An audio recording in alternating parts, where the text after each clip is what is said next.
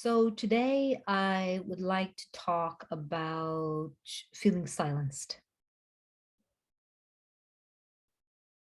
So that sense when you're in an environment or with a group of people and literally you go blank, that you feel like you've nothing to say, or that what you have to say really isn't valuable.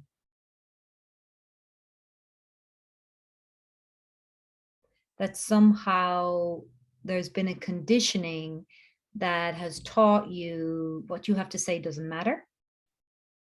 And if you do express yourself, it will be received with um, a reaction that's not going to feel very comfortable to you.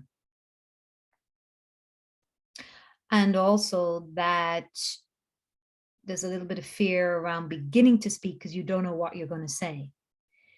So this comes up a lot in the work that I do, this kind of feeling silenced on a physiological level, which might feel like you feel a sense of tightness or freeze or anxiousness or stress in the body around speaking up and speaking out of where you are. It also can be conditioning from society that has told you that you're better off, you're too much, or what you have to say doesn't matter, or that the way you express yourself isn't acceptable, whatever that might be.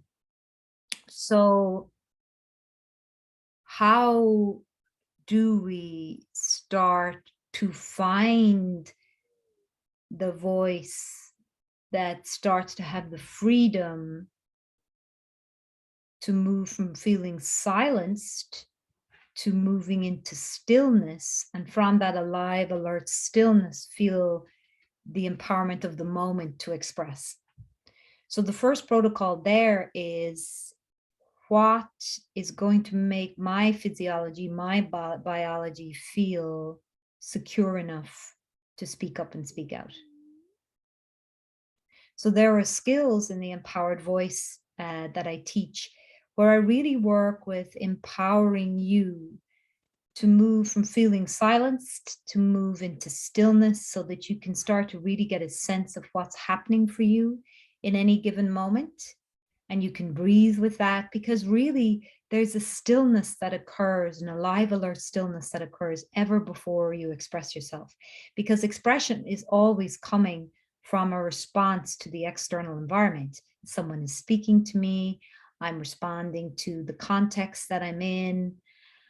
So it's a dialogue, it's a form of communication. So it's always, so I always want my listening to include myself. I want to be aware of what's occurring in me as you are speaking.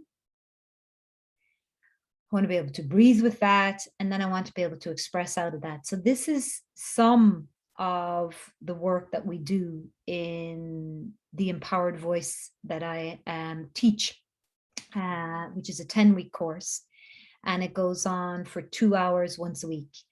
So first of all, we start with you and your relationship with moving from silence into stillness, and being able to speak up and speak out more assertively with a greater sense of ease and pleasure and enjoyment, who you are. And we're in a group of 10 to 12 people, so you're learning to speak up and speak out within the group. And then we work on the relationships between the people in the group, the communication. How can we allow ourselves express from where we are, and then be listened to in a way that we feel that what we have said matters, is enough? So I spend a good bit of time with the group, the neurosystemic of the group, which is part of the work. I'm a mentor on a neurosystemics care training, which is an international training that supports compassionate collective change.